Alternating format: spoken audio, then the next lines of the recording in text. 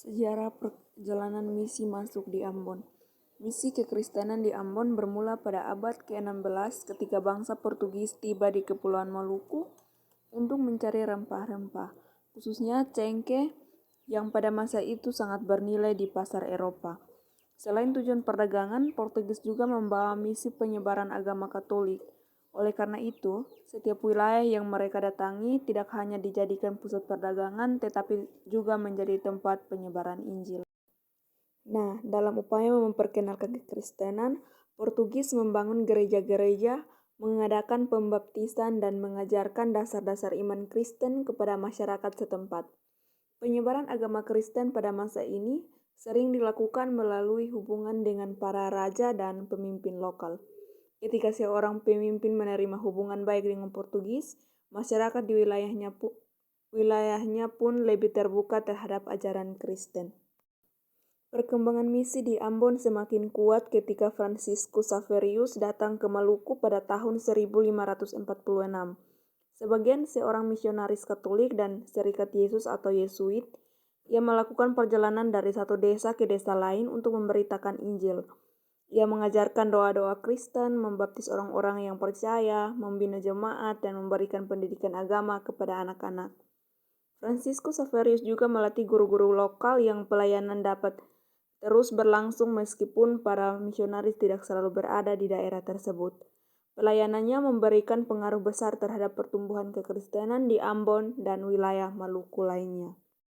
Pada tahun 1605 terjadi perubahan besar ketika Belanda melalui VOC berhasil merebut Ambon dari Portugis. Karena Belanda menganut ajaran Protestan, gereja-gereja Katolik yang sebelumnya berkembang mulai dialihkan menjadi gereja Protestan. Pemerintah kolonial Belanda memberikan dukungan besar pada gereja Protestan dan menjadikan pendidikan sebagai sarana utama penyebaran Injil. Memasuki abad ke-19 dan ke-20, gereja di Ambon semakin berkembang melalui pendidikan, pelayanan kesehatan, dan pembinaan pemimpin gereja lokal. Banyak sekolah Kristen didirikan dan menghasilkan tokoh-tokoh yang berpengaruh dalam masyarakat. Oleh karena itu, Ambon kemudian dikenal sebagai salah satu pusat perkembangan kekristenan tertua dan terkuat di Indonesia. Misi yang dilakukan di Ambon tidak hanya membawa perubahan dalam kehidupan rohani masyarakat, tetapi juga meningkatkan kualitas pendidikan dan kehidupan sosial mereka. Selanjutnya, sejarah perjalanan misi di Kalimantan. Perjalanan misi kekristenan di Kalimantan berlangsung lebih lambat dibandingkan Ambon karena kondisi geografis yang sangat menantang. Wilayah Kalimantan didominasi oleh hutan tropis yang luas, sungai-sungai besar, serta daerah pedalaman yang sulit dijangkau. Sebelum masuknya agama Kristen, sebagian besar masyarakat Dayak menganut kepercayaan tradisional yang berhubungan dengan penghormatan terhadap roh leluhur, kekuatan alam, dan berbagai ritual adat yang diwariskan secara turun-temurun. Pelayanan misi Protestan mulai berkembang secara serius pada abad ke-19 ketika RMG, sebuah lembaga sending dari Jerman, mengutus para misionaris ke Kalimantan. Tujuan utama mereka adalah memberitakan Injil kepada masyarakat Dayak yang tinggal di pedalaman. Salah satu tokoh yang paling dikenal adalah August Herdelan. Para misionaris menghadapi banyak tantangan dalam pelayanan mereka. Mereka harus menempuh perjalanan jauh melalui sungai dan hutan, menghadapi penyakit tropis seperti malaria, serta mempelajari berbagai bahasa daerah yang digunakan oleh masyarakat Dayak. Selain itu, mereka juga harus memahami adat istiadat dan pola hidup masyarakat yang sangat berbeda dengan budaya Eropa. Untuk menjangkau masyarakat secara efektif, para misionaris menggunakan pendekatan kontekstual. Mereka tidak langsung memaksakan budaya atau kebiasaan mereka, tetapi terlebih dahulu mempelajari bahasa dan budaya Dayak. Mereka tinggal bersama masyarakat, membangun hubungan persahabatan, dan menunjukkan kepedulian terhadap kehidupan masyarakat setempat. Salah satu kontribusi terbesar dalam pelayanan misi di Kalimantan adalah penerjemahan Alkitab ke dalam bahasa Dayak. August Herdelan mempelajari bahasa Dayak Ngaju dan menerjemahkan berbagai bagian Alkitab serta bahan pengajaran Kristen ke dalam bahasa tersebut.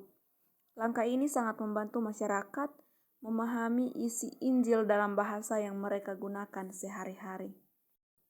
Selain penginjilan, para misionaris juga mendirikan sekolah-sekolah untuk mengajarkan membaca, menulis, berhitung, dan pendidikan agama. Mereka juga memberikan pelayanan kesehatan bagi masyarakat yang pada waktu itu memiliki akses yang sangat terbatas terhadap layanan medis. Pelayanan pendidikan dan kesehatan menjadi sarana penting untuk membangun kepercayaan masyarakat terhadap gereja. Seiring berjalannya waktu, banyak masyarakat Dayak mulai menerima ajaran Kristen. Jemaat-jemaat baru dibentuk di berbagai daerah pedalaman dan pemimpin-pemimpin lokal dilatih untuk melayani gereja. Para guru jemaat, penginjil, dan pendeta dari kalangan Dayak mulai mengambil peran dalam pelayanan sehingga gereja tidak lagi bergantung sepenuhnya pada misionaris asing. Perkembangan ini kemudian melahirkan gereja-gereja lokal yang kuat. Salah satunya adalah Gereja Kalimantan Evangelis. Kehadiran gereja tidak hanya membawa perubahan dalam kehidupan rohani masyarakat, tetapi juga meningkatkan pendidikan, kesehatan, dan pelestarian bahasa dan budaya Dayak melalui berbagai kegiatan pelayanan dan pembinaan masyarakat. Di sini saya menyimpulkan bahwa misi Kristen di Ambon dimulai sejak abad ke-16 melalui kedatangan Portugis dan membawa agama Katolik dan kemudian dilanjutkan oleh Belanda dengan tradisi Protestan. Sementara itu, misi di Kalimantan berkembang pada abad ke-19 melalui pelayanan Zending Jerman kepada masyarakat Dayak. Meskipun memiliki latar belakang dan tantangan yang berbeda, keduanya menunjukkan bahwa misi tidak hanya berfokus pada pemberitaan Injil, tetapi juga diwujudkan melalui pendidikan, pelayanan kesehatan, penerjemahan bahasa, dan pemberdayaan masyarakat, sehingga membawa dampak yang luas bagi kehidupan sosial dan budaya setempat.